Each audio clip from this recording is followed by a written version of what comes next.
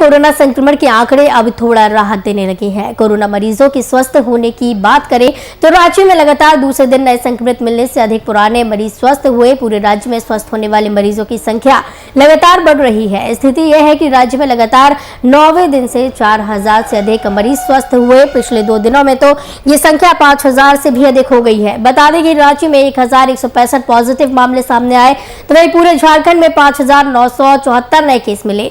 राज्य में 132 कोरोना संक्रमितों की मौत हो चुकी है। साथ ही झारखंड में कुल कोरोना संक्रमितों की संख्या 2,57,345 हो गई है, जिनमें 3,205 लोगों की मौत हुई, तो वहीं 1,94,433 मरीज ठीक होकर वापस अपने घर लौटे।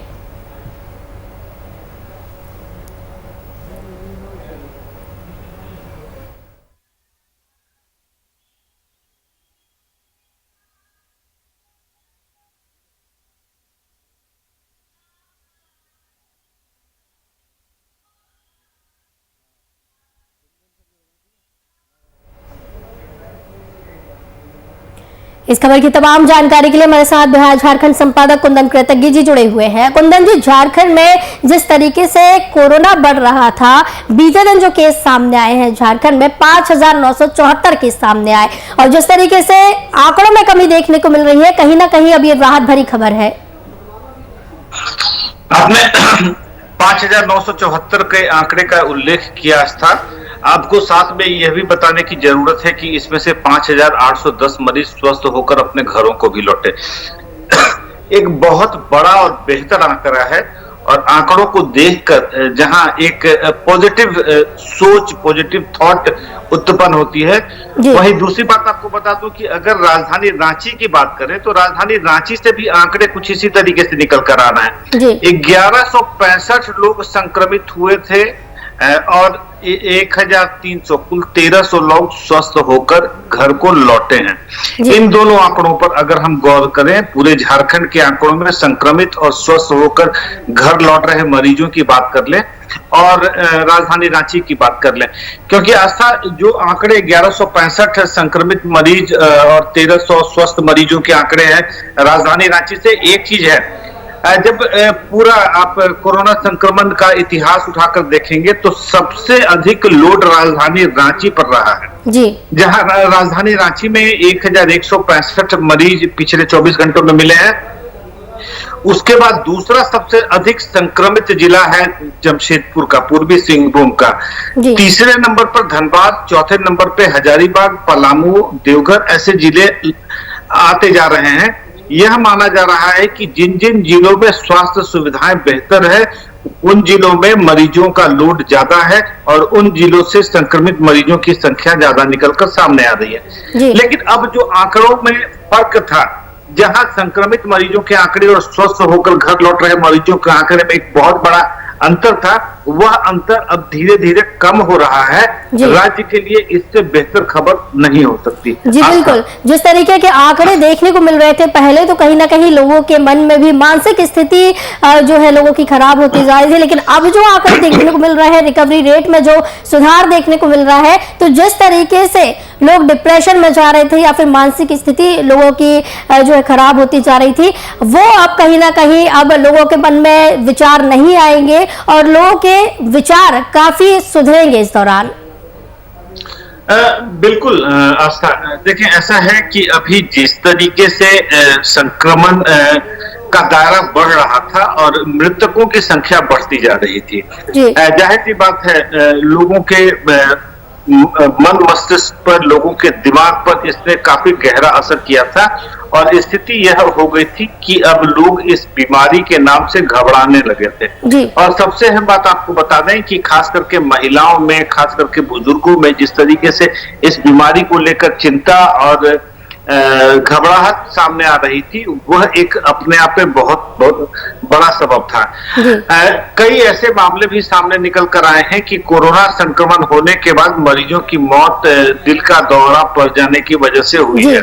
अब जाहिर सी बात है सोचने की क्षमता और बाकी जो दूसरी चीजें हैं, वह मरीजों के कहीं ना कहीं मन मस्तिष्क पर इस तरीके से हावी हुई है कि उन्हें दिल के दौरे की वजह से उनका निधन हो गया है।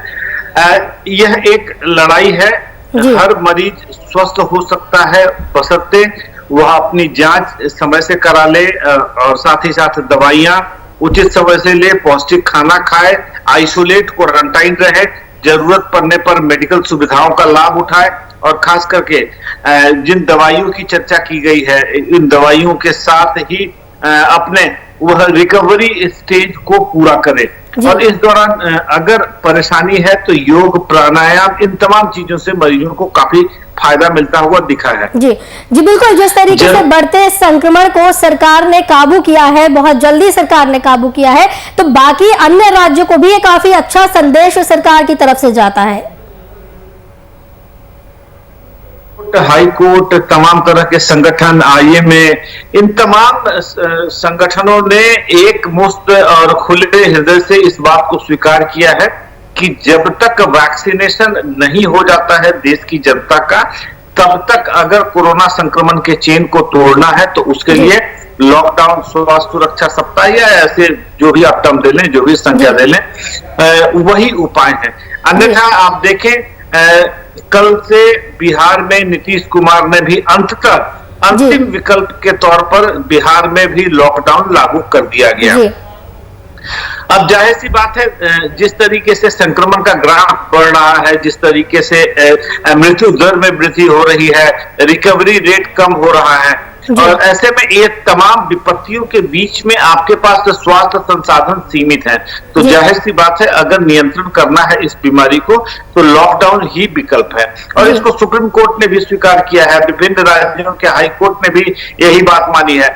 आईएमए, इंडियन मेडिकल एसोसिएशन के प्रेसिडेंट ने भी लॉकडाउन की ही बात कही थी कि राज्य को कम से कम 15 दिनों के लॉकडाउन में भेजा जाना चाहिए। अब देखिए, हमारे झारखंड के तमाम पड़ोसी राज्यों की बात कर ले, पश्चिम बंगाल को छोड़कर, तो हर जगह पर, छत्तीसगढ़ की बात करने, उड़ीसा की बात करने, बिहार की बात करने, हर जगह पर लॉकडाउन की प्रक्रिया जारी है। तो लॉकडाउन के दौरान भले ही आर्थिक गतिविधियां थोड़ी बंद होंगी, आर्थिक गतिविधियों में नुकसान होगा, लेकिन देश की जनता को बचा पाने में और जिस संख्या में लोगों की मौत हो रही थी उसको कम कर पाने में हम सफल अवश्य होंगे। जी आस्था जी बिल्कुल कुंदन जी, जिस तरीके से आपने बिहार लॉकडाउन की भी बात की है कि सरकार ने वहां लॉकडाउन लगा दिया है, तो कहीं ना कहीं सरकार वहां चाह रही थी कि पाबंदियां लगाकर और सख्त कड़े नियम बनाकर वहां पर काबू कर लिया जाए संक्रमण को, लेकिन उस तरीके से संक्रमण नहीं काबू हो पाया, तो आखिर में एक आखिरी निर्णय सरकार का लॉकडाउन का रहा है। तो क्या अब लगता है कि जिस तरीके से वहां 10 दिन का लॉकडाउन लगाया गया है तो कहीं ना कहीं अब कमी देखने को मिलेगी?